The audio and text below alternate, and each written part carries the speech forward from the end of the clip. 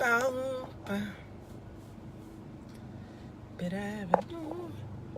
sir. Me look like more and sleep, so.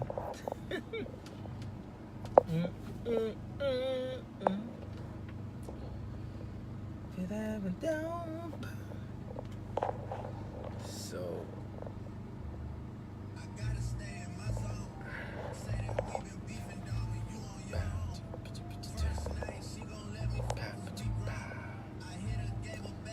Oh, Jesus. No. Oh, God.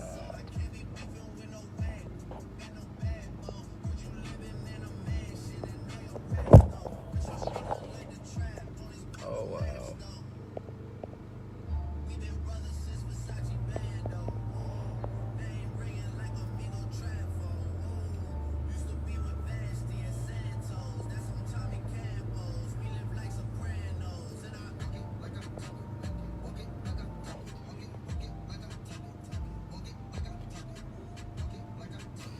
Oh, gone done.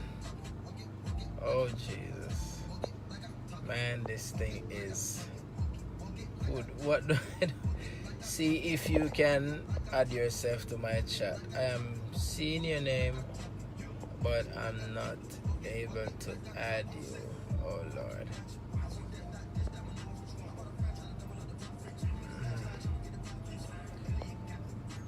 Alright, bless up everybody.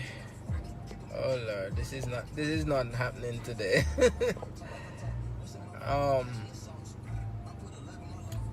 There's no ad beside your name. I don't know why.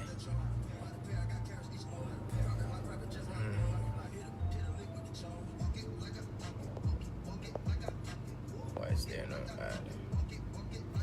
Bless up everybody. Well gone. As I have called Facebook, I have done so much things to try and sort out this thing, but I don't know why sometime on my life there are just some people I cannot add to my life. I don't know why, and I really thought that this problem was solved, but it's not, cause I cannot add. Wow.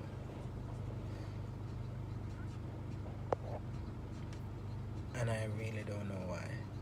Bless up everybody, bless up everybody though.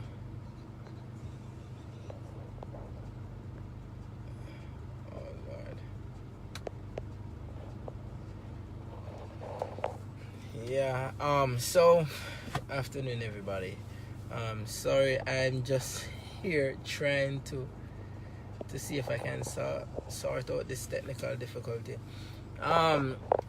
So I haven't been on for a while, and the reason why I haven't been on for a while is because I'm having an issue with Facebook whenever I try to add a guest.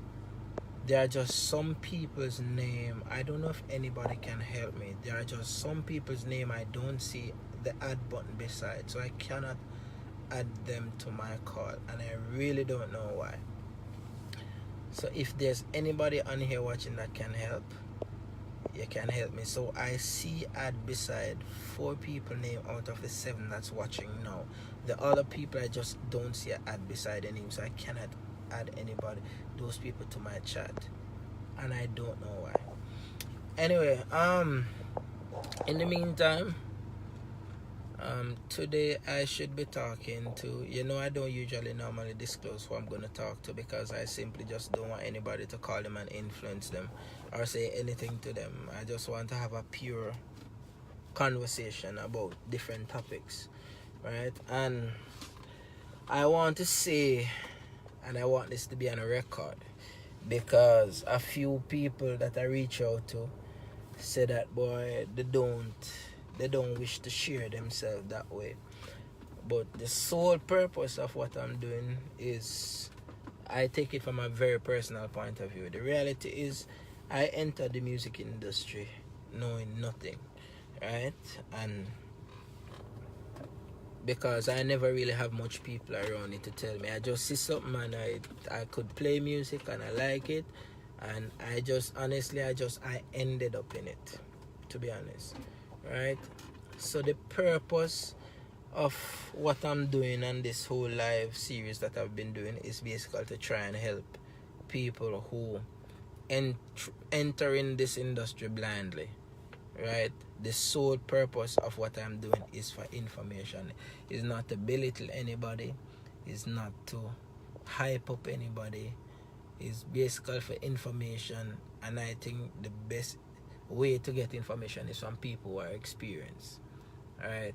And a lot of the people that I'm talking to now, I wish that I had people to share that information with me, right? And I never had that, and that is one of the reasons why I personally made so much mistakes, right? I made a lot of mistakes as it relates to who I associate myself with, who I work with, music business and the contracts that I sign, and basically the business aspect to music, and how this whole thing work and how it operate. I basically I still cannot add you. I really don't know why. Um that's the very reason why I am doing this conversation, right? So if I reach out to you to share on my life, the only reason why I personally reach out to you is because I think you have something to share. So all the people who I've been reaching out to, I mean, some people definitely want to be on and giving me a positive feedback. I don't have a radio program. I don't have this big old budget to promote or whatever, but I know people watching this thing and people are getting a lot of information out of it, information that I wish that I had, right? So I don't want anybody to feel like they need to belittle what I'm doing, because as I said, people are getting the information and they value the information, right? Information that I wish that I had at some particular time. You understand? And really, honestly, like I'm so excited to have this conversation today, but I just cannot add my guess, and it's real been that's one of the reasons why my life has been so frequent of late. I have really been trying to solve this issue of trying to add guests. Some people I just can't add them, and I don't know why, and we're friends on Facebook, but I just can't add them. But back to what I was saying. So it's the only reason why I'm going to reach out to you if I think you have something to share, right? So I don't want people, because I know the word is getting around, right? And some people are, I mean, some of we musicians stay, we just I don't want to call it selfishness, but sometimes when some of us think that boy will land a certain type of gig, that we are above. And I hear somebody say it the other day that honestly, half of the reason why some of we land some of the gigs them that we have is not because of our ability. You're not better than the people them who don't have the gig where you have. I just sometimes right place, right time, and sometimes your friend them rope you into. It's not because you are the best keyboard player, the best PS player, or the best drummer why you are playing for certain people, right? It's just because, alright, try and see if you can be on your phone. It's just because the right place, the right time. And nobody should use the fact that you're probably touring more than some people are making a little money over some people to use it as a pawn or to use it to put down other people, right? You should try and share your information and your experience so other people can learn from it. And that's why I have to give my hats off to all the people, to everybody who approve. Yes. Everybody who, oh, look on this. God is good. To everybody who I've reached out to do this thing and they have accepted my information and has accepted my invite. And if a man like you can accept my invite to be on my little Facebook platform, oh, some man hype on me, Nigel Staff, I don't understand. Really? Welcome to the real world of the entertainment industry, where we are surrounded by the vampires day in, day out. That's what you call it, the vampires. But there's no the bloodsucker them, man. Hola, just give me a No, like, huh?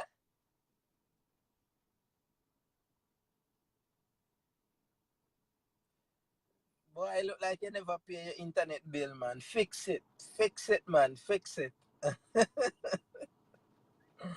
So I'm realizing that it may come back. Maybe it's a case where maybe um phone, because I'm using an iPhone, so I'm wondering if the reason why I cannot add some people is because they're using Android or the type of computer. I don't know. But good news, ladies and gentlemen, look like we're going to have this discussion today. So let us see if Nigel fix him his internet, and then we can get this thing going. But as I was saying, like, I mean, if I reach out to you, as I was saying, you have something to share. I don't tell you to talk people business, and I'm not telling you to belittle anybody. I'm asking you to share your experience, right? That is all I'm asking of anybody to do. If I reach out to you to do what I'm doing now, share your experience. What is it like? How do you operate? How do you do your thing? Right, that's all I will question you about. Me not question you for belittle nobody. I'm not questioning you to tell how good you are, how great you are, and how not good others are. That's not what this thing is about. It's all about sharing information, sharing your experience, and helping each other. That's all I am about. Because I needed help when I was there, Edna Manley. I never know anything. I never understand this music industry. And then I just ended up getting a gig that up till now I don't know how I get it. When I started working for Beanie Man, I was just home. And somebody just called me, right? And I went, I did an audition. I never even do an audition. Me just play and them say, all right, okay. And from making $1,500 a week, somebody just start throw a couple hundred US in my hand, and I never know what to do. I never understand what to do. I did just think, okay, life is going to be like this forever and ever, amen. And it wasn't. And a lot of us musicians, whenever we end up in that sort of position, we don't understand that whole life is now. It's not going to always be like that. Sometimes it gets better, sometimes it gets worse. And it's for you to get the knowledge and get experiences from people who've been there, done that, to say, look here, you have to budget your money. You have to realize that you're not always going to be making 300, 200,000 Jamaican dollars every month. That you have to budget the money, and you have to invest it too, right? So I never knew that. I never understand that.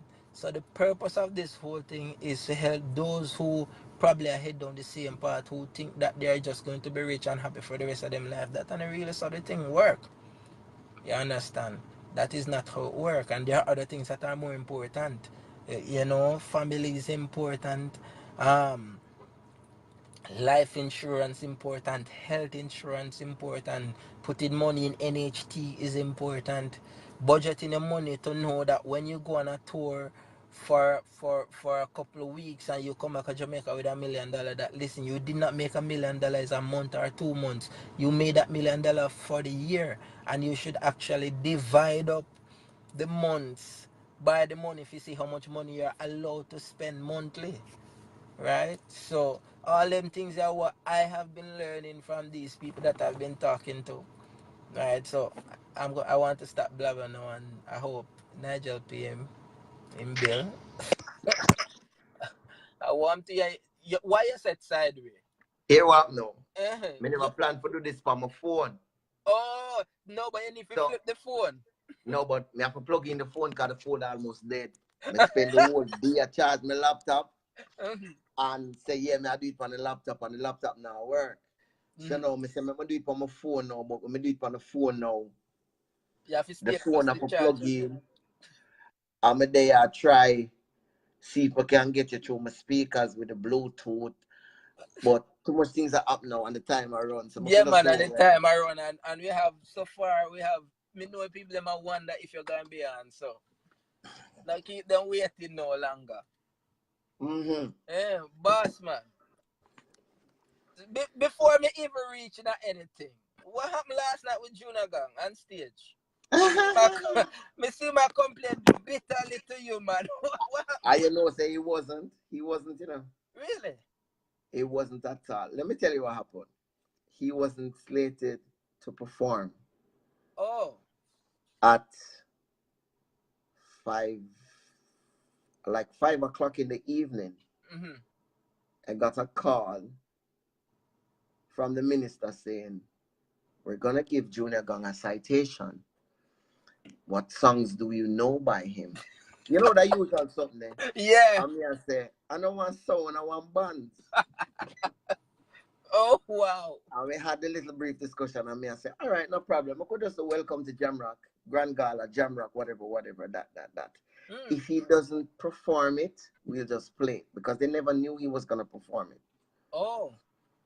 So, when it was time for the citation, Shia Core come across and say, welcome to Jamrock, G minor. Mm-hmm. And me I say, is he going to perform it? He says, I don't really know, but I think he will. Oh. And I'm like, all right. So when they're actually driving him around, me and Ricky, that are the drummer, I said, which other song could I play if he need another song? Mm-hmm. And we say, from jungle to Rima. And we Mm-hmm. are trying to figure out something and thing. Anyway, him get him citation and him doing thing. And him come up and him perform. Then he comes over to me and he says, what else you have for me? So we do, from jungle to Rima, that. Then he comes over to me and he says, you have affairs of the heart? Oh, Jesus. And I'm like, no, I'm not have the one there. Can't not register on my head, And while he must say that, Joe I say, give him the answer. Pam, pam, pam, pam, wana, wana, wana. And while we are playing that, me I say, say, I have affairs of the heart. Yeah. And got affairs of the heart. And him smile and thing. And then him say, him come over now, which is what most people say. Oh, no, Bob. Give me a Bob now. Give me a Bob. And him call the name of a Bob Marley song. And to this day, I can't remember which song him call. And I said, no, we not have that one there. And Joe, I said, give him all the cap fits. And me, I said, no, keep it up tempo. This is all that happen on the fly, like within 2-3 seconds. And me, I said, could you be loved? And me said, could you be loved C minor? And Titus starting a B minor. Because a B minor recording. But we always play it in a C minor. Because you know them always speed up. Oh. We not used to the real key of songs, Because we have a culture with sound system selectors where they speed up the songs. And that changes the key. So there are a lot of songs that we not used to.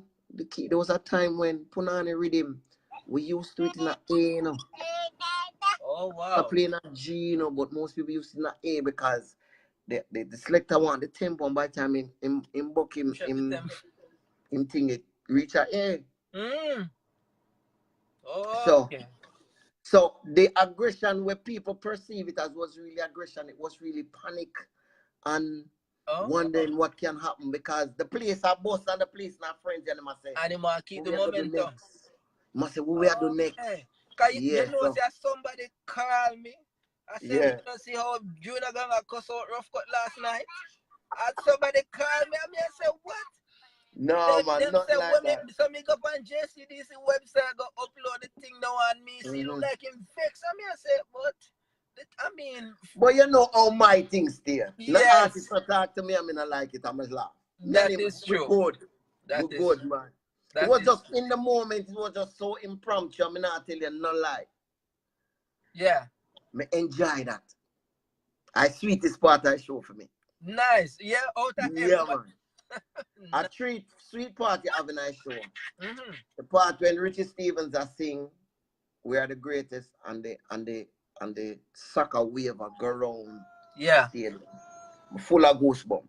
Wow. You have a next part when Wayne Marshall say everybody phone light on and they sing the gospel song and the place not good. And the Junior Gang performance. Them something that the three highlight. Stand out to you. So Nigel, I can comfortably say that I think you're one of the most loved and hated musicians in Jamaica. I wouldn't say love. You wouldn't say love. I'd say hated yet respected. Why? Because yeah, I'm on Facebook. I just not deal with the bullshit.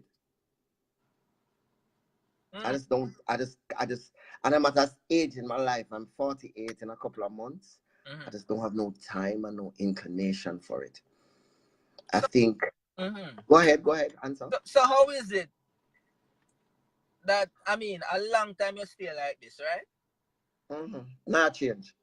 So how is it that, because I realize that, I don't know if it's just in my world and my generation group, if you kind of take a stance like you, people kind of bench you, but they're not being able to bench you. No, them can't bench me because me look for music different. And even before me looking at different plays a factor, I just genuinely think that I was a lucky guy. Explain that. I think the year, the age, the time that I entered the entertainment industry as I knew it then was just perfect. When did you start? I've been playing professionally since I was 17 years old. That's since 1989. 1989. Yes, I leave Mandeville for come a UA. And you know, UA starts September. And by October 89, Rough Cut Farm. How? Rough Cut was made as an understudy of Rhythm Kings, which is one of the toughest dancehall backing bands in the history of the culture of dancehall. That a Derek Barnett? No, that a Sagittarius. Sagittarius is Derek Barnett. Dr. Paul Hamilton is Rhythm Kings. That's actually a doctor? Yeah, he's a chiropractor now. But I think at the time he was either studying or it was his aspiration. But when we finished playing for Shabba and things kind of took, you know, we have the up and downs. It wasn't down. He exited and he went and finished his studies and he's now a chiropractor in Florida. Oh. Yeah. So he sent out, I just got a link from one of our brethren saying, Paul from Rhythm Kings, I look a keyboard player for form a new band. Now, that brethren there is a man where know me from high school days. And Manchester high school days, Bel Air days, everybody knows say I me play a keyboard. And when we come at town now, he might hang out at Aquarius. Kind of a bigger sister. Where in other places. So at that time, Aquarius was the hangout spot. You want to find music, you want to find from Berries to Bag Juice, Aquarius. You go right out of half a tree there. So musicians used to hang out there. Everybody. Everybody. Bar none. Oh. And they have a Aquarius studio where you could do your dub plate, you could voice your song, jump. Everybody. That was just the place. That was the headquarters of Jamaican music. Oh wow. So him that they are here say them a thing and him drive come up, him take bus come up and you will come tell me. I will take a next bus, come back down. And him audition me and say you you're bad. And that's how Rough Cut start. Wow. Me, Colin White. It wasn't even Ricky at that time. Wasn't Ricky? No. I want to tell you about you have a Johnny Andrew Thompson what we call Pregs. Him did in a Rough Cut before the drummer where we know Ricky. Yeah. I went Pregs fed up and couldn't angle it no more and cut. The man them go for Ricky. Oh wow. See, we never know that. What year that now? That's still 89. Oh, in the same year. Same year, December they even reach it. Wow. So after Rough Cut Farm, which part did you go? What was the first gig? So here what did that now? At that time, they have a next band named City Heat. Mm-hmm. Now at that time now, the only two genuine backing bands. I mean, use the word genuine loosely. Because you did still have Light Park and with the people. Like you still have 809, but they were more exclusive to your Dennis Brown and your Greg Isaacs. Okay. The two bands we used to do stage show back in them time, there was Rhythm Kings and Sagittarius. Okay. But as musicians, we were in kind of a divide. We were kind of saying, should we become the next Third World, the next Bloodfire Posse, the next Chalice, because the man they had hit #1 and the man they had toured extensively. But then you had a new culture, which is The dancehall, which is coming out of the garrisons where you put on your stage show and you have 100 artists and 2 bands play for them for the whole night. And I saw, which was really the start of the new school, because you had the old school where you're affiliated to a sound system and you got DJ Panjaro and you got DJ Panjamis. So till you reach of age and of class and of stature. And then you start record and then you have it song. This was like the new way where you start to get groomed. So the band was kind of the musicians and the bands were kind of taking over from the sound system. From the sound system. Yeah. Okay. And then it's kind of funny now. Most people don't talk this because it's kind of taboo. But all music and entertainment industries worldwide came out of money laundering. So what used to happen is you have your Tivoli, your Jungle, your Rima, your back to your wave, and you have your first of all, you have your political affiliation. So you have your affiliation where say, me a PNP, me a Spanglers, me a Power. And then on the other side, you have your Tivoli. You have your Shower. And then you have men where in charge of the garrisons, we take care of people. Say who go school, do what them for do. You know, you have your extortion. You know the underworld, right? Yeah. Going at this. But what used to happen now, if you look at your globe, and this is critical, you're coming from South America, from down Argentina, down at the bottom, so I come straight up. You have the best set of coke and the best set of weed that come up from in the 70s.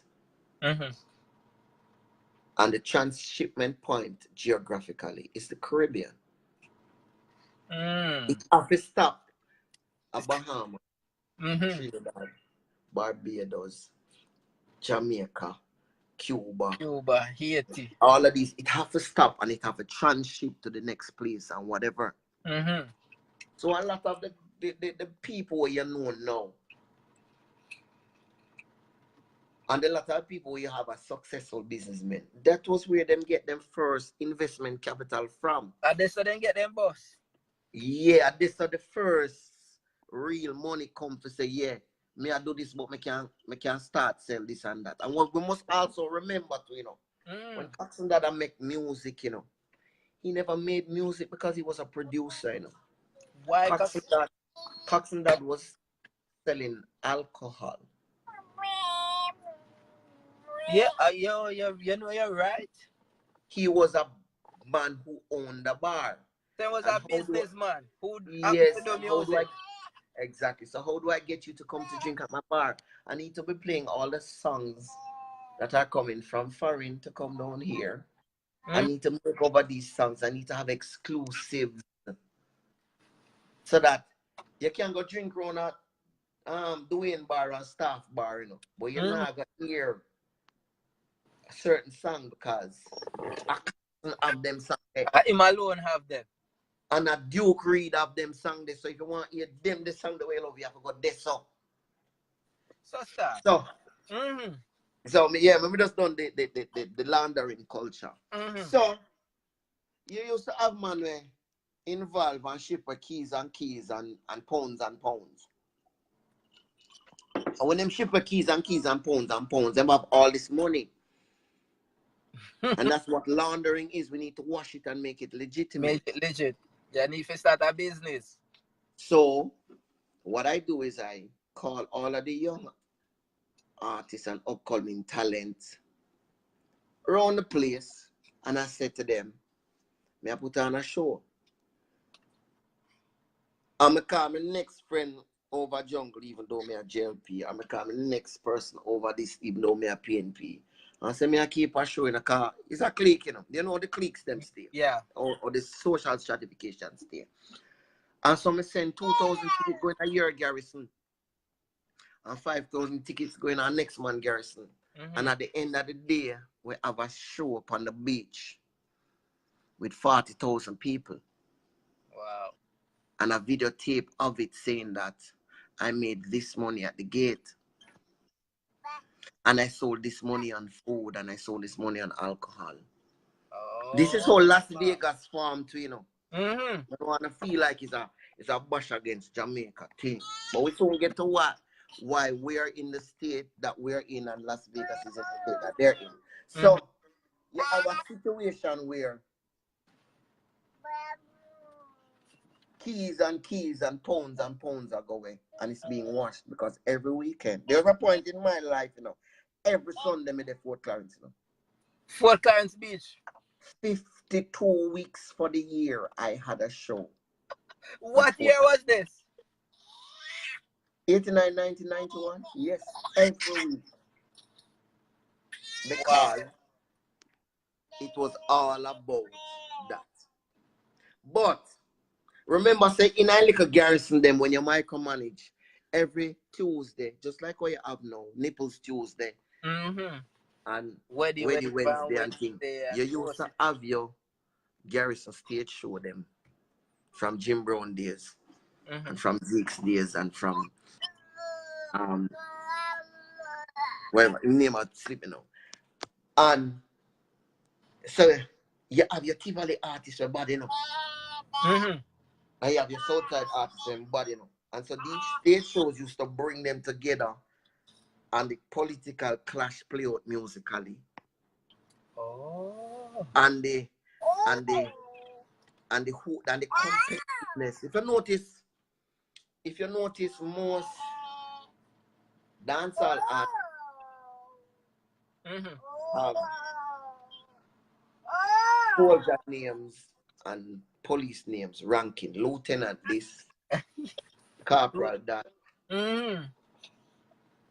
professor this. It's competition, because that's where it's coming from. It's competition. And it's hierarchy. It's moving up in the ranks. Okay. That's why when a man named Professor, you know, say I'm up top. Yes. Professor of lyrics, ranking. Captain this and... Yeah, and you have another part in the culture where I'm going to get name off for the baddest artists them. And after them, they have the Josie Wales. The Josie Wales, you have your whoever. Because it's coming off of the top actors them. And that's why a lot of rhythms to make over from them time there.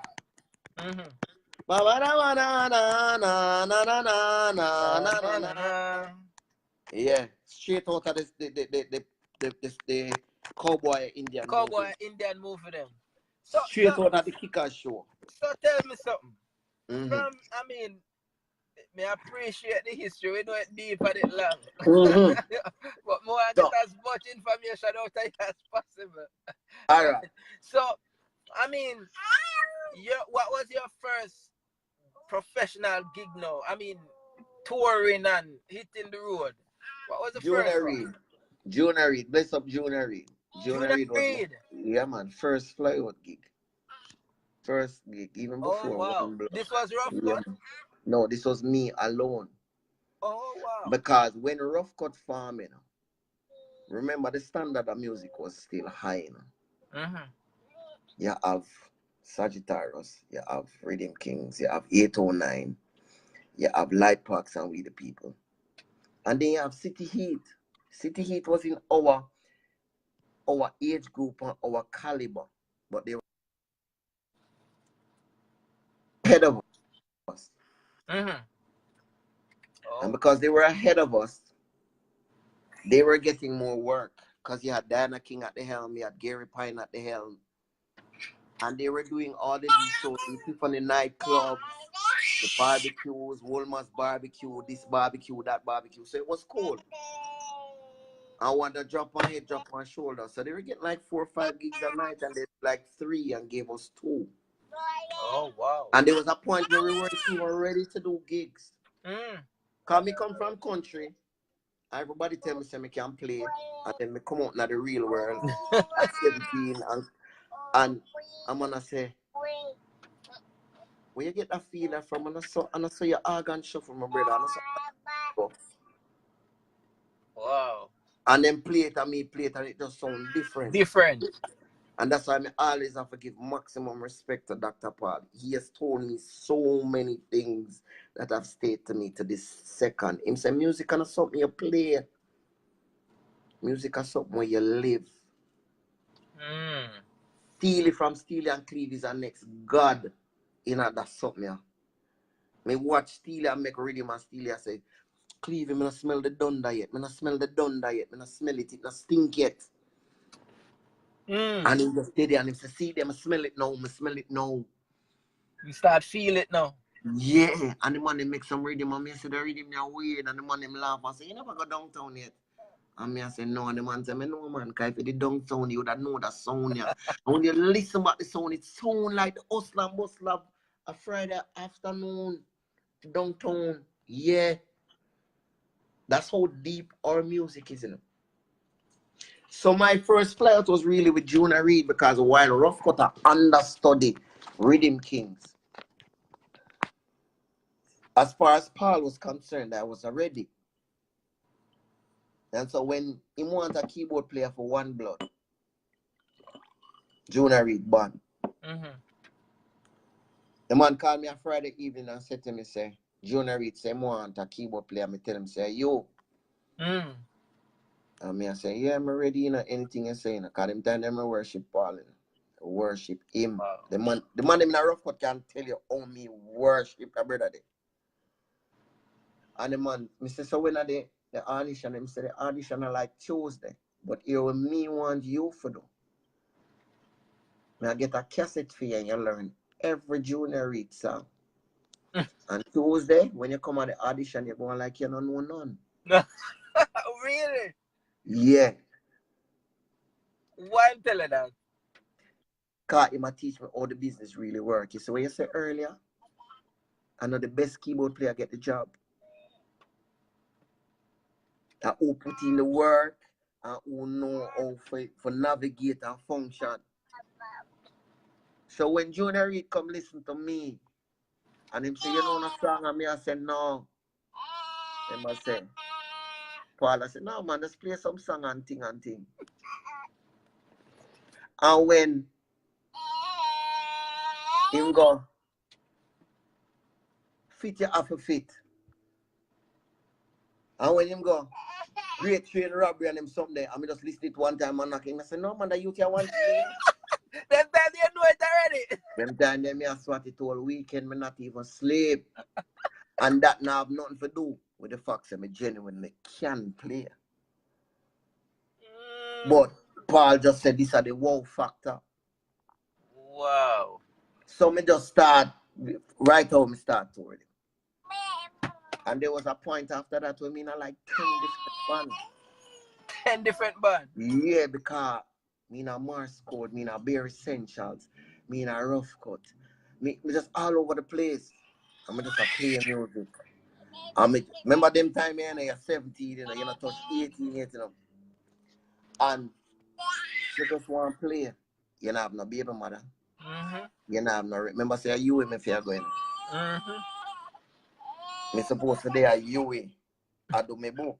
I made up and play and all my place I play. But you know, on the Facebook and nothing to show them in their class. So your parents didn't know all of this was going? No, sir.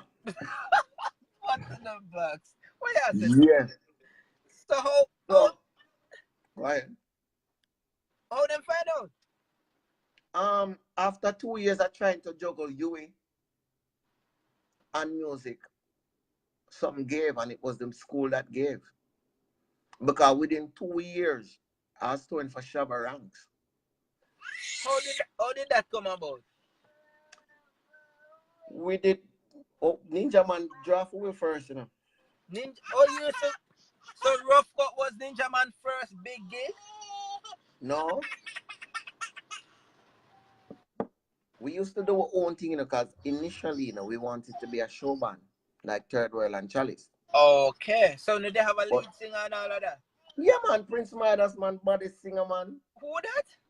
Prince Midas. Some you know, you're a little boy, you know. Yeah, man. Me a little boy. When the man they sing, man. When the man they sing. I'm say this is no apology. I close this man my ear sound to Jimmy Cliff, you know. Oh, wow. So where Prince Midas now? Him live a Ghana, man. The man they bake muffin every evening and read them daughter bedtime story every night. Monday, the man they think nice. We love music while we still in the music. With me, I love music. That's why I feel like go on and do, man. They say Prince Midas rich and they're Ghana. Yeah, he married him, find him wife on tour, and then married. While you guys were on tour, or while you alone was on tour? While Rough Cut was on tour. With who? With Shabba Ranks. So this man pick up his wife and just done with music and go Ghana. Mm-hmm. Wow.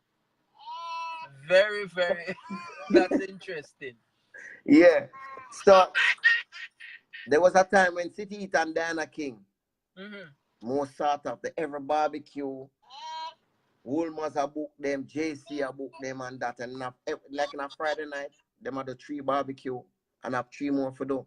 And that's how we used to get the extra 3 where them couldn't do. Oh wow. And that's how we start get not noticed now. But them time the Diana King bad and Gary Pine bad. So them have the distinct, and on a baby edge them have overweight. But what we started to do, which is our next thing Paul teach me, is how to analyze what is in front of us. We realize say City Heat never liked to back other artists. Oh. They wanted to come as a show band. Okay. I remember Rhythm Kings is a backing band. And Rhythm Kings used to perform first and then back the rest of the show. So they must say, if you want to survive in this industry, you need to be able to do your own show with Prince Midas and then the band back the rest of the people then. So we started to back artists. So till the paradigm changed now, and they were actually trying to get Rough Cut because Rough Cut would back this person and Rough Cut would back that person. And then City realize and start to back other artists too. But then through in a camp on a stable with the man them we are back for years now. The Rhythm Kings. And we are meet Sagittarius and we are study and we are watch. We have that edge over them. And then when we start tour for Shabba Ranks now, because we that tour with Ninja Man and there was a show in Miami. There's a show in Miami where it was Shabba and Ninja right after Shabba get back later. So Shabba get back last thing. And then by the February, March, Shabba and Ninja in Florida. And the promoter said, one band in my yours. And we went to Florida and played for Shabba and Ninja with the same kind of zest and fervor. We play for 2 of them equally well. And there's a specialist, Clifton Dillon, say, them use your art clean. Because most other bands would have played for Shabba Ranks fucked up and played for Ninja Man better because a Ninja Man, quote unquote, band. And right after that show, then we get hired. Oh, and the rest is history. Wow. So back to what you originally asked me. I think I'm very respected in the industry, and I think I'm very much hated because I do things differently. And because I see and process things differently, the moves I make and the things I do, a lot of people don't understand them. And they think that they're bad, or they just don't genuinely understand them.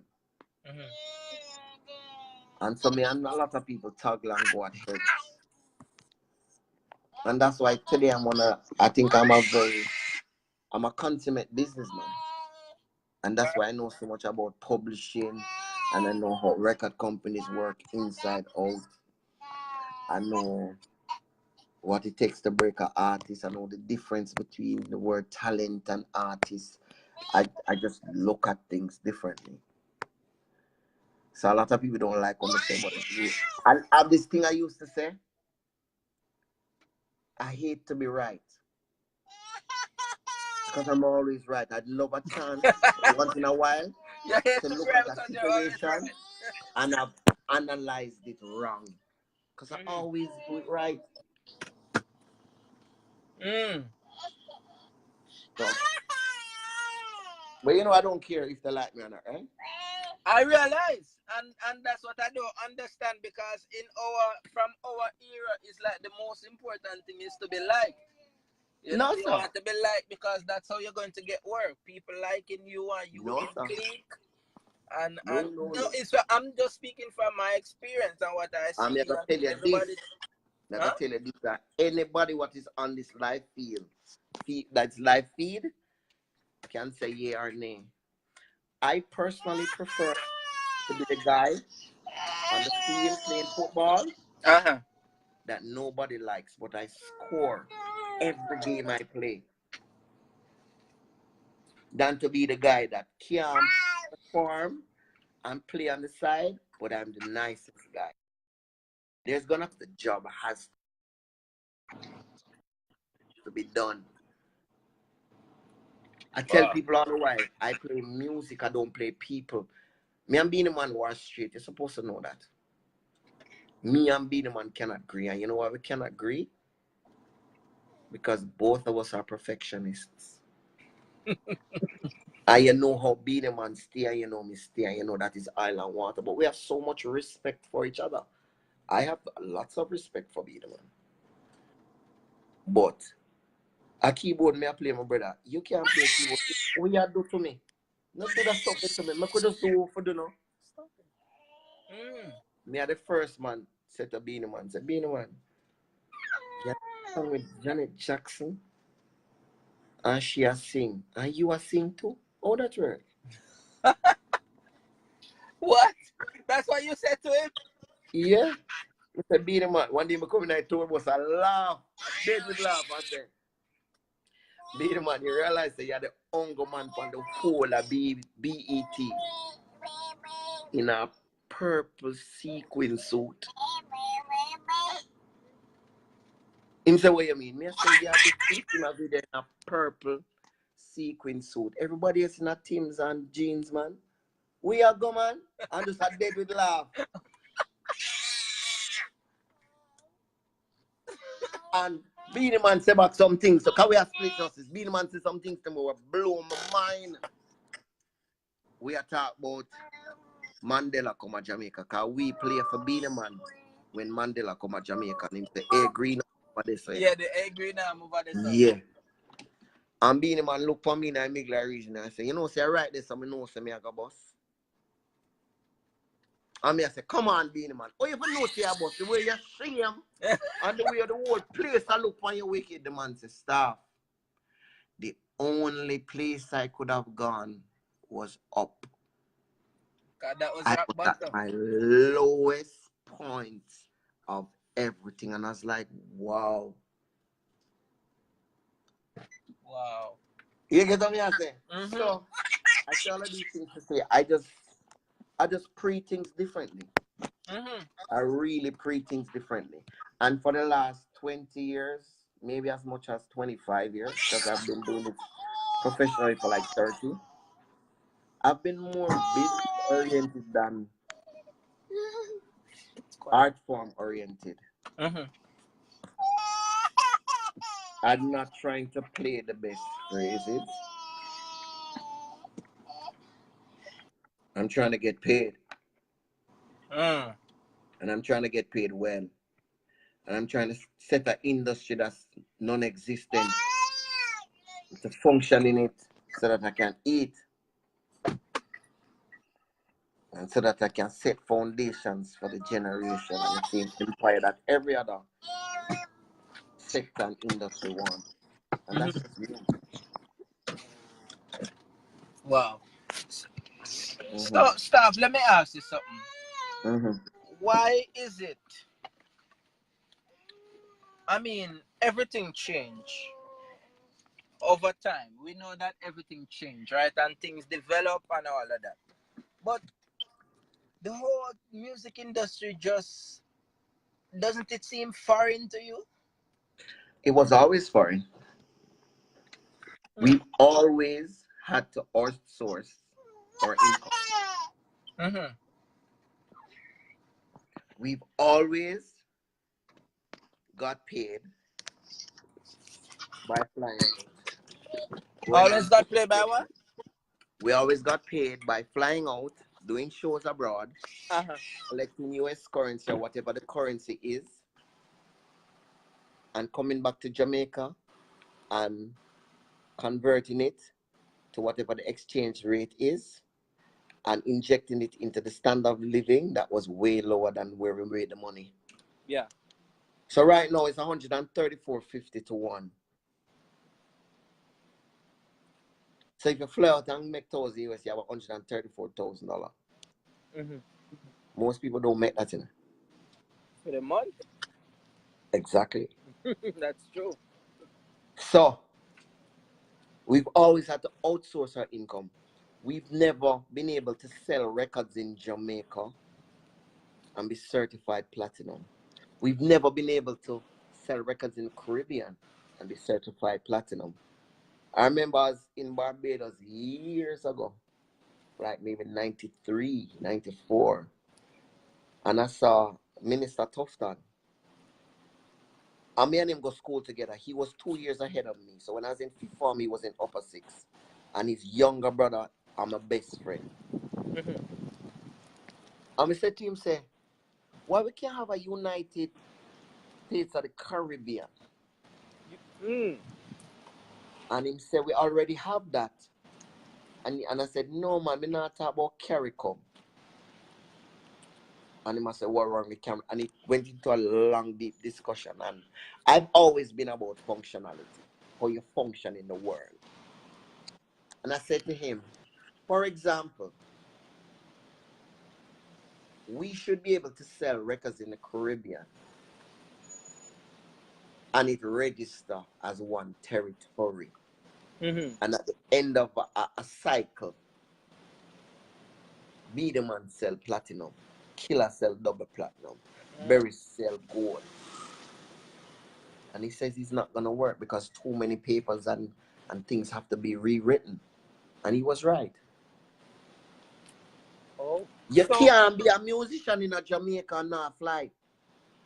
So hold on. So let me understand something. So if somebody buy a record in a Jamaica for iTunes, which territory register in? Can you buy a record off of iTunes first of all? Because as far as I know, iTunes don't exist anymore. It's Apple Music. iTunes is dead. It's the first thing. Second thing is there is no Apple. There's no iTunes or iStore, whatever you want to call it, in Jamaica. Because, let me put it this way. Mm-hmm. When I get a blast on my phone saying, pick up my new single, Mary Had a Little Lamb by Fry Egg on iTunes, you've just alienated me from that now. Because I need to have an Apple phone. I need to have a credit card. and I need to use a credit card to buy an iTunes card to get that song. And everything is done by IP addresses. So when I try to swipe my Jamaican credit card for the 0.5% of Jamaicans who have a iTunes, have a credit card that are interested in buying a song, it's gonna reject it because the IP address that I'm using to get it is out of the jurisdiction, because iTunes, Tidal, Spotify, everybody knows that we don't have a culture of buying records. We don't pay for shit. So, so what I'm saying, even if there's 100 people in Jamaica that want to buy a record, they can't buy it. How? I'm sorry, call me dunce, but I never know that we couldn't buy a song from iTunes in Jamaica. Probably because I never tried before, but I never know that we could. Spotify is not available in Jamaica. You know that. No, I wasn't. Tidal, all of these streaming services are not available in Jamaica. Do you know that that YouTube is a part of our culture now? You know what generates YouTube? Advertising money. So all these advertisements that you have to suffer through, that's what pays the bills. Spotify is different. I have to go on Spotify to look for a specific song. And when I stream that song, that's what generates income. Oh, wow. How are you going to get me to pay for it? First of all, we could just start the thing the right way. Yes. A song is no longer a commodity. It's an advertisement. It's an advertisement. Yes. There was a time when I'd make an album and it would cost me $7 to manufacture that album, that I would sell from anywhere between $21.99 and $4.99, depending on the cycle, the life cycle of the record. Now, I can make an album or a song, and it's gonna cost me the increment of byte that it would take to put the song on the internet that everybody can stream, because nobody downloads again, when you download stuff to your phone gets slow. Oh, wow. So they just stream it and that's it. Yeah. That's why you go to YouTube and you put on your playlist and you listen, and you just go back where it must go. That's true. And if you notice, Sprint and T-Mobile and all of these places, they says for $8 a month extra, for $2 a month extra, for $5 a month extra, you can stream anything you want to stream. And I'll give you 4 phones for your household. And they get their money out of what you pay as your phone bill. Out of what you pay as your phone bill? So yes. How the artists benefit from that? How is he to benefit? Artists don't make... How you going to benefit from that more than you advertise, say, you have some song and people like it and then you're going to do one show? How do artists make money? So you're telling me when the other day when I don't remember, was it Jay-Z album and them sell the phone and him went platinum and all of that? He did that before and they rejected that he sold platinum. Because they said, is the phone sell platinum, is not you. and then as the paradigms changed, they said, okay, they sold the phone and they sold the song. RIAA ratification is genuinely obsolete now,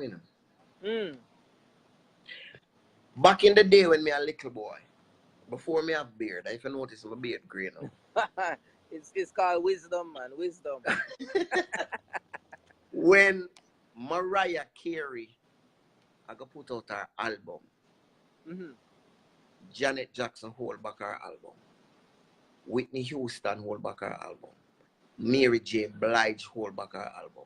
You know why? Because go ahead. People's money gonna be tied up in that album?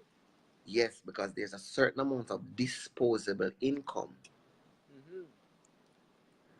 And they don't want it to reach a stage where I have $21 to spend on an album and I'm choosing between 3 albums. So while you have $21 to spend by Mariah's alone, when your cycle done, your next $21 come around, you buy Whitney. That's the kind of scientific efficiency they have in the rest of the world. Now, Jay-Z drop him album today. Tonight I'm first show. Remember, say, Whitney used to put out her first song and it will climb up the charts and it go #1. And by the time it reach a #1, and next one they are number 30 come up. And the 2 songs pass themselves on the way. And the next one go #1. And when the one reach 40, the next one enter. So by the time Whitney Houston tours to support her album, she already has 3 #1s. Now, Jay-Z, when him, Drake drop him album this morning, him first show this evening. And him have 7 songs in the Billboard top 10. Michael Jackson shit right there. It's true. That's true. And he is grossing, you know, not netting, you know, he's grossing $1 million per show, you know.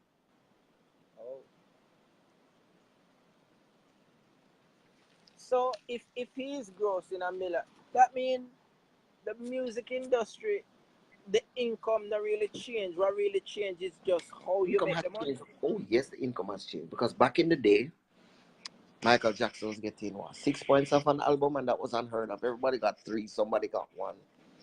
And you had publishing and all of this stuff. No. You remember there was a time you had Boyz II Men, Jodeci, Shy, New Edition. You could have called 10 boy groups. You could have got En Vogue. What the girl them name? What about your friends? Did they let you down? TLC. TLC. You have 10 female girl groups. You had female artists, you had male artists, you had black rappers, you had white rappers, and you had 6, 10 of each. Now you have 1 white rapper. Yeah, that's true. Male, you have 1 white rapper female. You have 1 group. You have 1 down south rapper. You have 1 Canadian rapper. You have 1 singer. But why? Because the thing is so streamlined now. We have to understand, say, I catch on for the people them industry, you know. Because when we don't land the money and make stage show, we never turn it into a Las Vegas. We are responsible for 7 genres of music. Some people say a more. Me like to say a 5 still, because I think there was a space in our thing when we just try to say we'll make this and we'll make that and we'll make this and we'll make that. We can safely say we are responsible for 5 music genres. What are the and 5? For a country, mental scare, rock steady, reggae dancehall. Okay. And me I say for a country, again, this independence in 1962, that has less than 3 million people in there. To be able to influence world music on that level, it's phenomenal. Yeah? That's true. And you tell me, say we can't have a festival a month.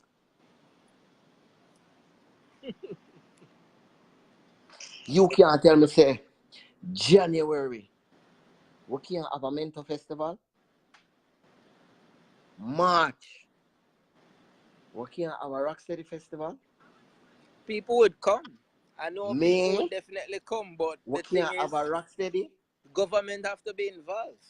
Why government have to be involved? Government was never involved in our industry outside of the politicians and the practitioners of government who saw it as a cash cow.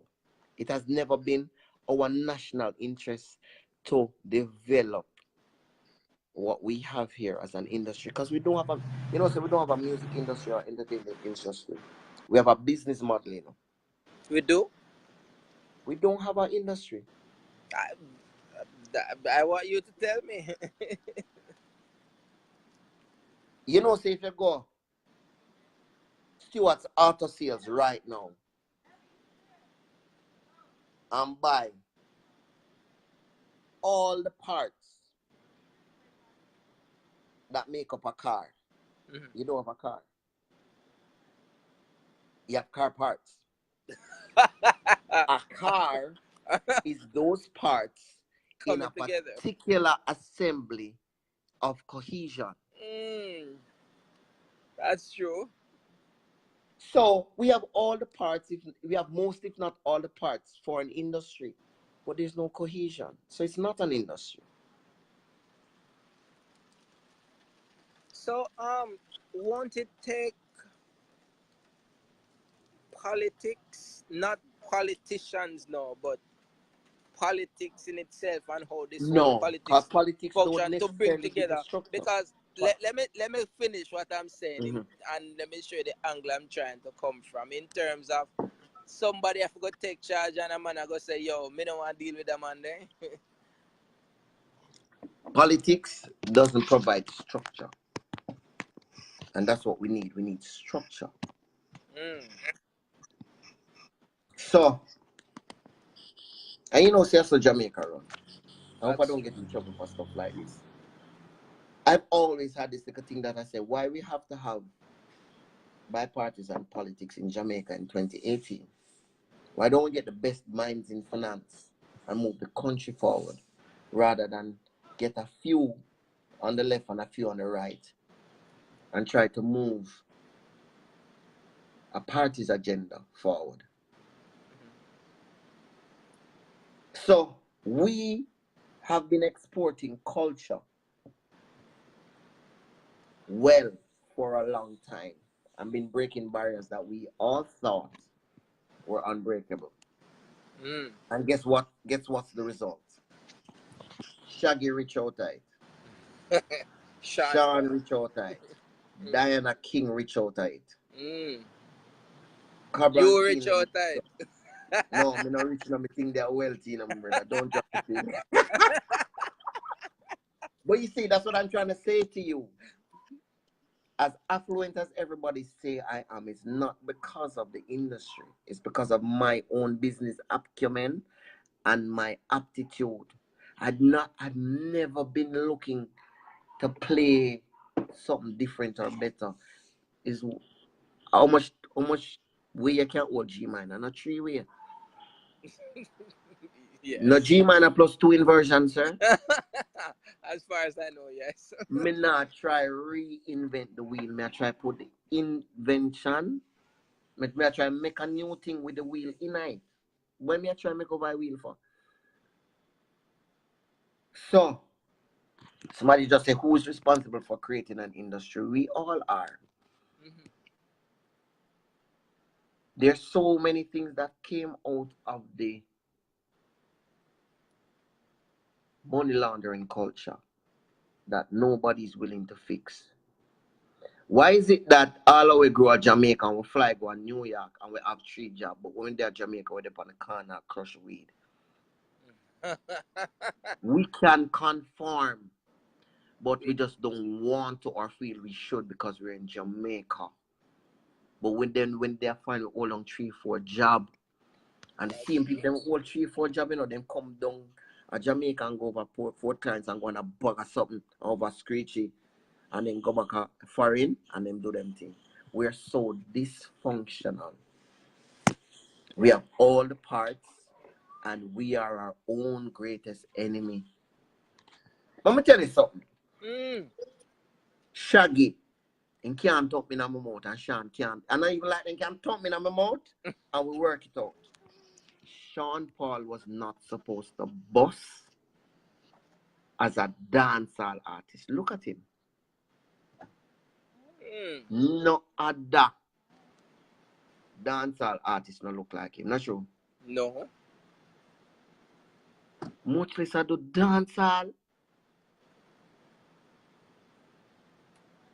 Or in boss.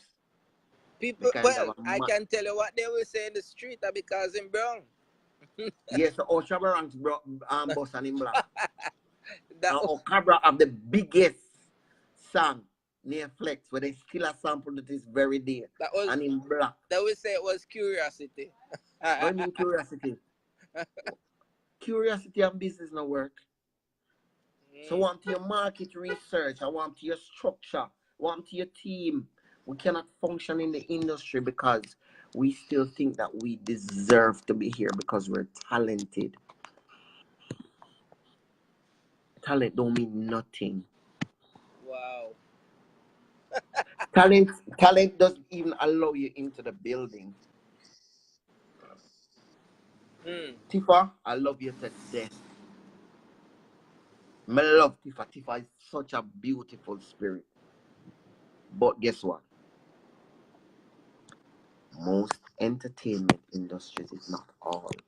I'm not going to give you a second look because of your handicap. But we just talk it real now. And you can DJ and you song them song good. Me personally love few of them.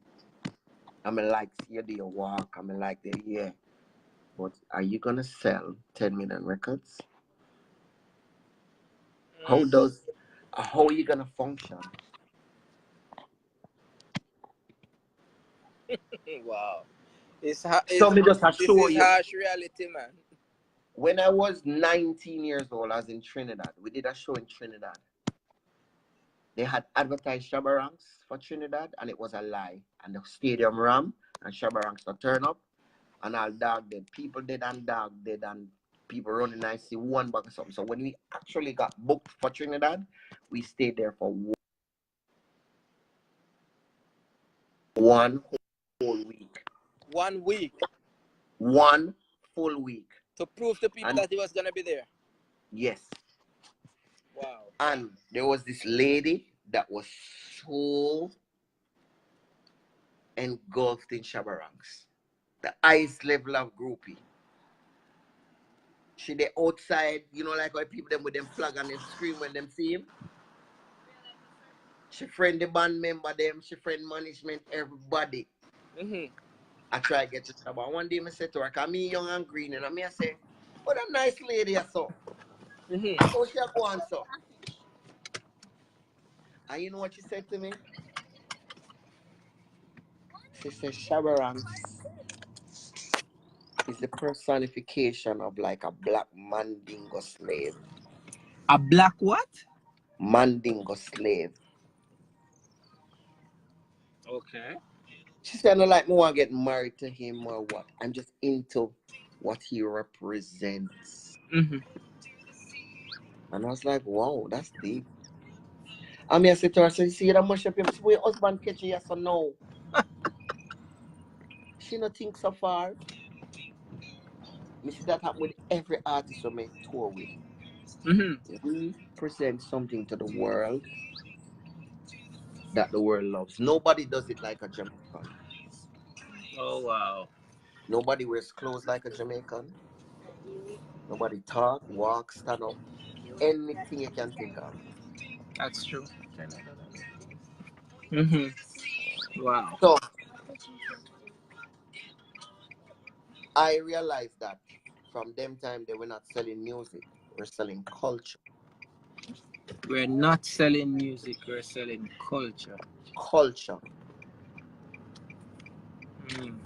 And that's why P. Diddy, our fashion line named Sean John, and Drake have one named OVO. And if you really pay attention to it, they're recycling stuff for the next generation. So you're gonna see the big rope chains come back like how they come back. You're gonna see the big Cuban link them come back. You're gonna see the old Jordan them come back at the 14-year-old them wear it. And when you did 22, you said, me do have one of them there. And you go and see the Patrick King when them come back. Because they're selling culture. So I'm going to ask you this. How come if me go up on a plane now and fly go Miami, me reach a Miami before you would drive out of my yard, reach a Mandeville? That's how close Jamaica is to Miami. When I'm in Miami airport, I can't get oxtail. I can't get ackee and saltfish, but I can get Japanese sushi. You know, long the flight is from Miami to Japan? It's 14 hours from New York. Yep. So may I show you, say,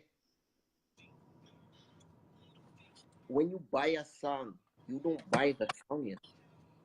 You buy what the artist represents, what he or she wears, what they believe in. You're buying to the culture. You're buying to the culture that they represent. You're buying to the beliefs, everything. And we've never thought it necessary to streamline our incomes. We've never thought it necessary to clean up what we do naturally and make it palatable. The hip hop that you know is not straight working.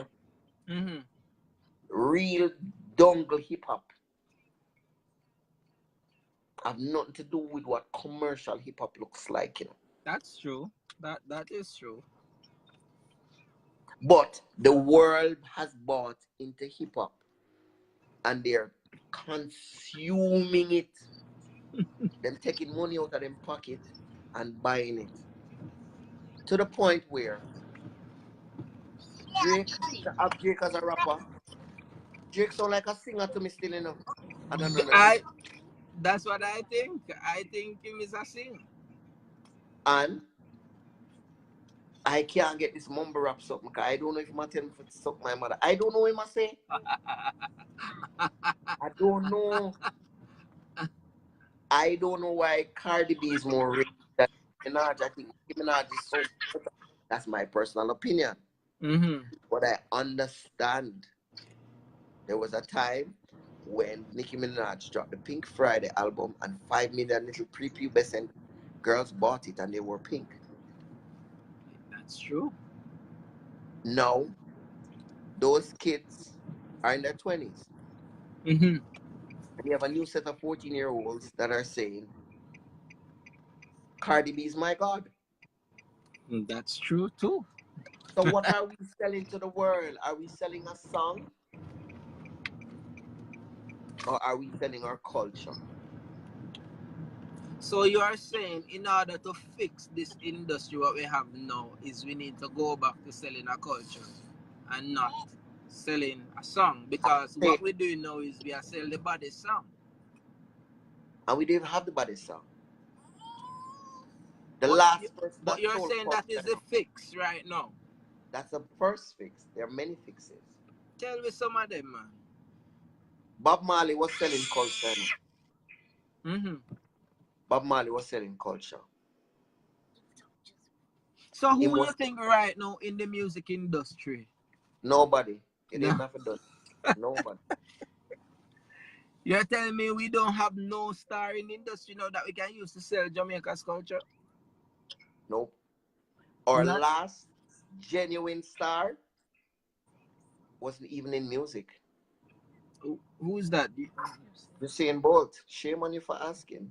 I mean, I have to ask. I don't want to, assuming I want to ask questions. Our last genuine cultural icon is Usain Bolt. But couldn't we argue that we never necessarily, nobody knew, because I mean, in Usain Bolt's first Olympics, everybody even did a talk him sell out the country and how bad he did and all of that. And they wrote we said the same thing about Shabba Ranks when he got booed at Sting. We said the same thing with Bob Marley when he said him sell out. Exactly. And water down him thing because he's in love with Junior Gong's mom. And now we revere him. And Monday at National Stadium, when Wayne Marshall say, I think Bob Marley should be our 8th national hero. I think that was the biggest part of the night. So I'm not even concerned about the functionality. I'm just saying we have it all in front of us. I'm saying to you, as a Jamaican, me supposed to can get ackee and saltfish anywhere in the world. Let me talk the things them. Me Yes, look for Shaggy. Me look for Shaggy. I say Shaggy. Why me are the first man with a Shaggy? This album is gonna make it. Me and Shaggy go pick up a Range Rover, upstate New York. I mean, listen Hot Shot album, and I me said to him say, Star. Me said to him say, Richard, the album here is Grammy material, you know. The material really think so. When the album bust and sell almost million, I said to Shaggy one day, Shaggy, you know, so you can open a set of restaurants in the US and call it Hot Shot like your album. And just buy some guitar and scratch them up and say, the one I did play Angel. Another one I did play Wasn't Me. And you can have something wrap up in some bandana and some sitting and make it a high profile restaurant because you think larger than life now. I sell ackee and saltfish for 200 US a plate. And festival for $20 one. You know what Shaggy said to me? What say? I sell records, I don't sell food.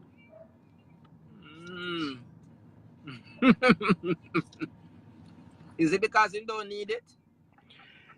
Of course he needs it. What do you mean he need it? What do you mean he don't need it? Why do you think he don't need it?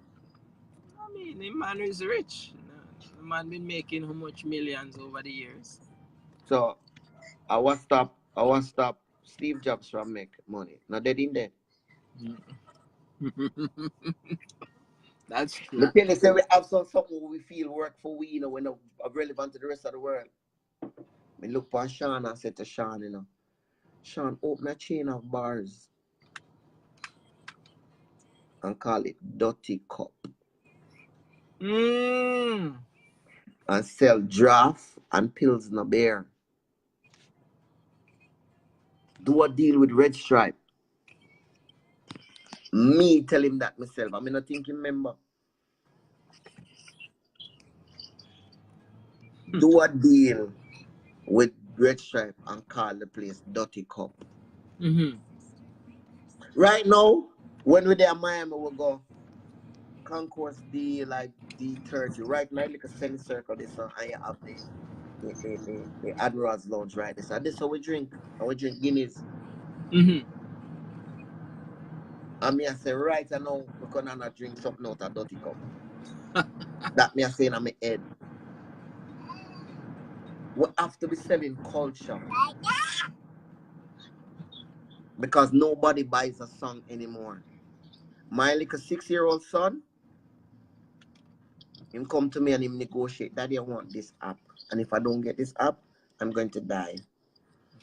And it costs $3.99 and you just need to double tap it or just use your Face ID so that your iCloud can pick it up and your thing from your wallet can pick it and you pay for it. And then 3 hours later, I said, Daddy, I want a new song on my iPad. And he just dropped the iPad in my lap. And him and father do music for a living, but he cannot make the connection to say, you buy music. Him don't think music is something you pay for. So we don't have an industry down here. We have 5 genres of music here, my brother. And we can't keep 6 stage show a year, 6 big festival like some fest a year. We actually are looking for us go to Europe. How much you have now? Just 2, right? Which 2? Tell me the 2. Sumfest and Rebel Salute. Okay. That's it. And we have 10 more months out of the year. So, they put you on the spot now as a wealthy man. Why you don't start one? I'm sure you can start a festival. Jamaica ready for festival, brother? Start a show then. Why Why? musicians don't come together like you, who over the years reap so much money out of the thing? Because Mhm. because you're putting a band-aid on a terminal illness. So You're are you looking for tell? you're Mhm. looking for the next payday as a musician. I'm saying we don't even have an industry. So are you saying the fact that you use the term terminally ill? Are you saying Jamaica's Dead, music will dead. suffer inevitability? In another 5 years, you're gonna be hearing reggae and dancehall on your radio anywhere in the world, and the kids around you are not gonna associate it to reggae or dancehall. It's gonna be pop or something else. All of if you listen to Taylor Swift's last 10 hits that are streaming billions, Mm-hmm. straight dancehall songs, and they have no dancehall credit to them. I even hear Rihanna is doing a reggae album now. And why should that even matter? I hear they're honoring Rihanna at Cave campus, Who is but Rihanna honoring is not a Rihanna? Bayesian campus. Some by Bayesian. Rihanna is a United States pop diva. She has not represented any Caribbean culture outside of a song here or there. Her career is a US diva. We just want to highlight the fact that she's Jamaican born and own her. Mm-hmm. She's done nothing for the Caribbean on the level that we're awarding her for. And guess what? I love her to death. I'm her first groupie. Right over here. Love her to death. But she's a pop diva. Mm-hmm. She's a R&B pop diva. Wow. Listen back to Rihanna first set of interview them from Panda Radio Mm-hmm. play and listen to her now. They've coached her not even to speak with a Bayesian accent. She's straight American now. You don't even hear her accent again.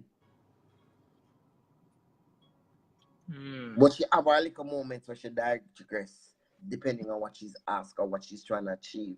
Mm-hmm. And to get that like a Jamaican something. Mm-hmm. Nicki Minaj, she come from Trinidad. You know, hear her. Barbados. She come from Trinidad. She's from Nicki Trinidad. Minaj. Nicki Minaj just come Oh, from Nicki Trinidad. Minaj. Oh, I'm thinking Yeah. Rihanna. I'm thinking Rihanna. And a straight foreign people them, not Caribbean. They use Caribbean flavors. They don't use our genres. What is Barbados' biggest music form? What's their genre? I think it's soca calypso. No, sir. I thought Trinidad something, man. I don't know. Forgive me. Exactly. And you live by Caribbean. I don't know. So me just I said to you, I could call the spade a spade now. We don't have an industry. First, we need an industry. We need a car working. We need somebody to set up that car. And we need to set up that car and we need to fix all the things that need to go with the car. And guess what now? Mm-hmm. That's gonna take time. You know it's gonna take time? Because you have so many artists who've been functioning on this hustle and hustle mentality, and so many booking agents, and so many musicians, and so many people who look about visas and all of these things. That when you streamline them stuff, you cut them income. Mm-hmm. And you fuck with them food. That's And so they're true. gonna be unwilling. So it's gonna be a new breed of people that are going to be willing to do this. That's one. Two, technology has caught us in a time warp. We don't even know what to do. Everybody in the Caribbean is on WhatsApp, and WhatsApp is like the 12th most used social media app for communication. Mm-hmm.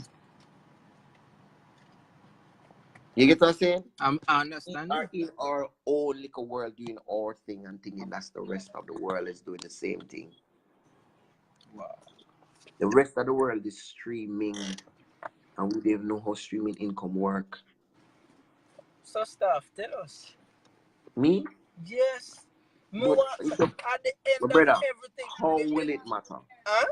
How will it matter to anybody right now? And that's, you see. Well, I'm not asking, you know. Mm-hmm. How will me explaining how Spotify works affect anybody? Because we can't get on Spotify. Spotify is not available in our jurisdiction. One, two, we don't have the wherewithal to tap in. We don't even have US credit cards. So I'm saying, yeah, we probably not have US credit card, but we have a even bigger Jamaican diaspora outside of Jamaica, right? When you add the Jamaican diaspora worldwide, and when you add the people that live in Jamaica, I guarantee you say it'll reach 10 million. Maybe not, but the Hold fact on, is, don't move. mm-hmm. You have a big record. Nobody have to know when me and you are touch. Mm-hmm. How much years ago that come out? I don't remember now. It Long have ago though. about 3 years ago, though. Yeah, maybe that. It's not 4. Maybe I have 4 It years. has less than 100 million streams. And we must remember, say, 100 million stream don't mean say 100 million people watch it one time. Mm-hmm. When I want to say, yo, me have 10 million stream on YouTube, it don't mean that 10 million people watch it one time. It don't mean you have 10 million followers. Mm-hmm. Look at reggaeton. If you were to add up all of the people in all of these countries that have a culture of buying stuff and streaming stuff, they're proud to buy it.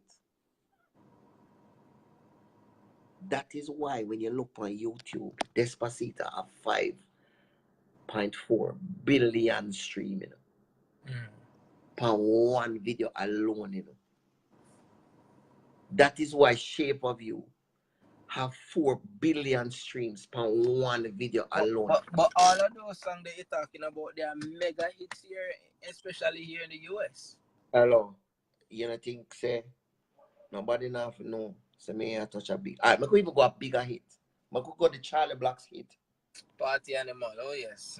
It not go billion yet. It not go $500 million yet. And a big record that. I know the Omi song, I think supposed to have 1 billion views by now. We're doing the same thing that Barbados is doing. Saying that Omi is Jamaican born. Omi is not Jamaican born? He is Jamaican born. But is his song representative of the genres? No. I wouldn't say that. You can't say no, nobody can beat you. no, I wouldn't call it That's a dance house record. That's a record that was remixed by one of the top leading house, what you call it, Ultra Records in New York. And they got one of these kids to do that. And it's a hit. What you say to me? We dance all night then. Even its original form, it was not a dancehall song. So are you saying, I mean, out of all the music that is coming out of Jamaica now, dancehall, you're telling me that none of them have the capabilities of crossing over and hitting and becoming mega hits and having? Is it that or the era where people curious about dancehall just pass? The only song I personally think had a shot, but it had to be handled well, was the song with Dre and Popcorn.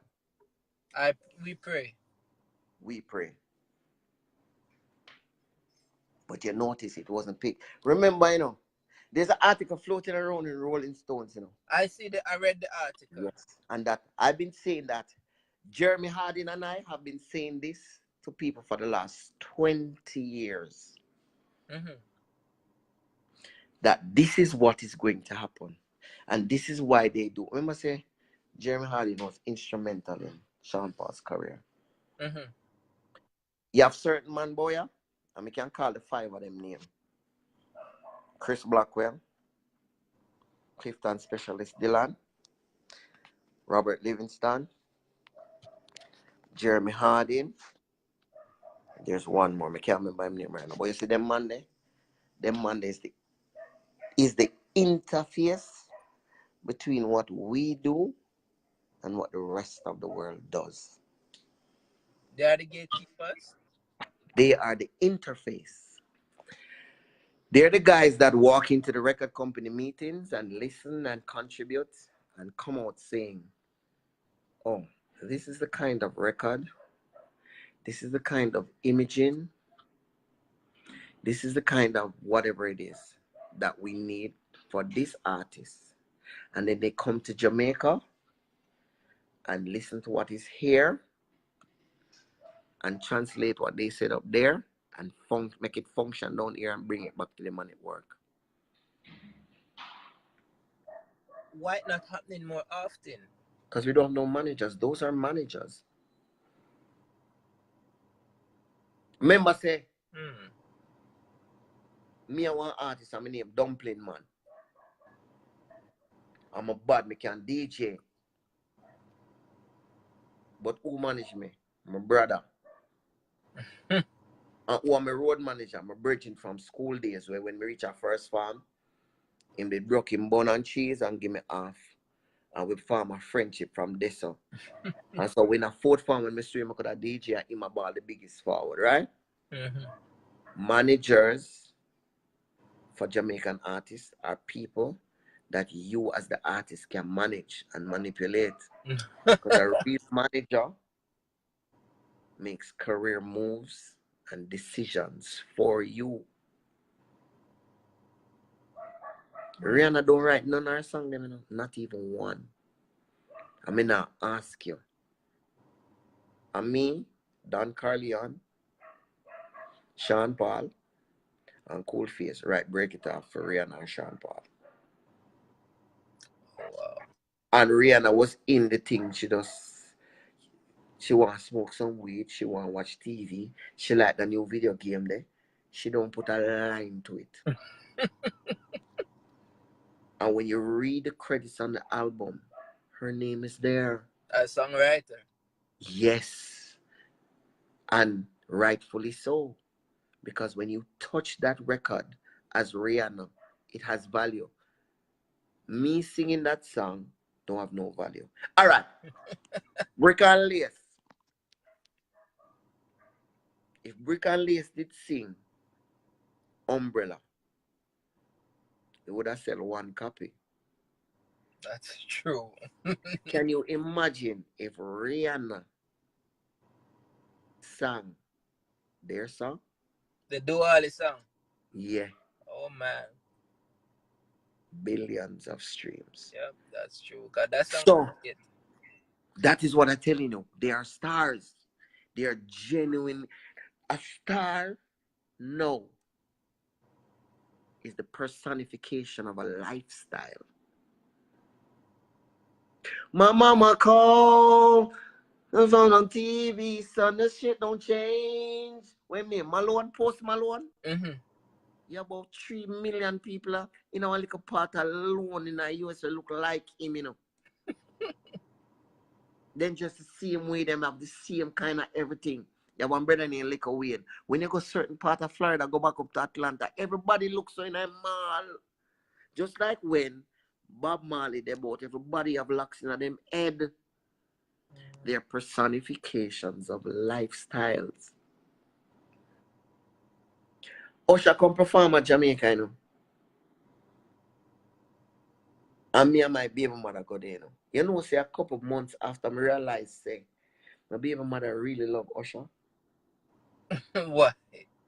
One day I was looking at my closet and I realized that every shirt I have look like a Usher shirt. And she buy that shirt then. To me, personifications of a lifestyle. You get what I say to you? Yeah, I understand. Do I really want to be what a Jamaican represents? Let me tell you what a Jamaican represents to the rest of the world. A Jamaican is a bleaching, gay bashing scammer. Wow. That is what a Jamaican means to the rest of the world. You have anomalies. Shaggy, Yassine, Shelly-Ann, a couple nice people. You can call a good 10 and a buck. But when you on tour the way and you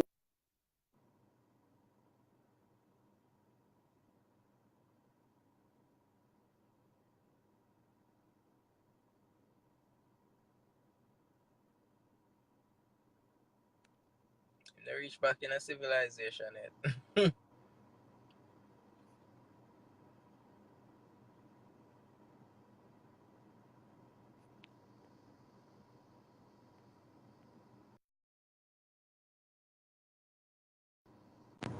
Oh wow.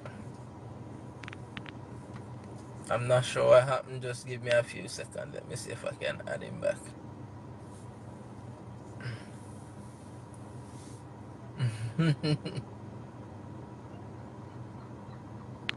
Alright, just give us a few seconds. Let me see.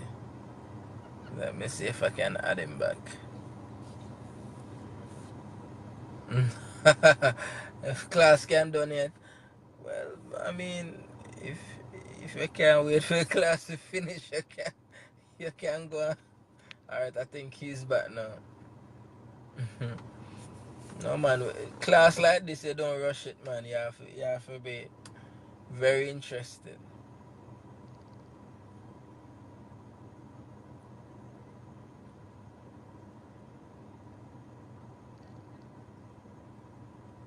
Alright, I can approve him now.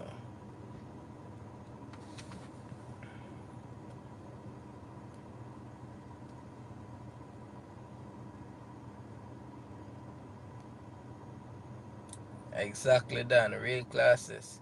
I'm not hearing you. I'm trying to add you back to the call now. Trying. Oh, I see.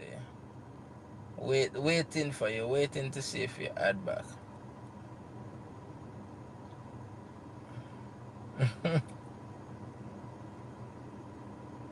Big up, Dan. Best up yourself, man. Alright, we still don't no answer. Staff yourself. The thing says no answer.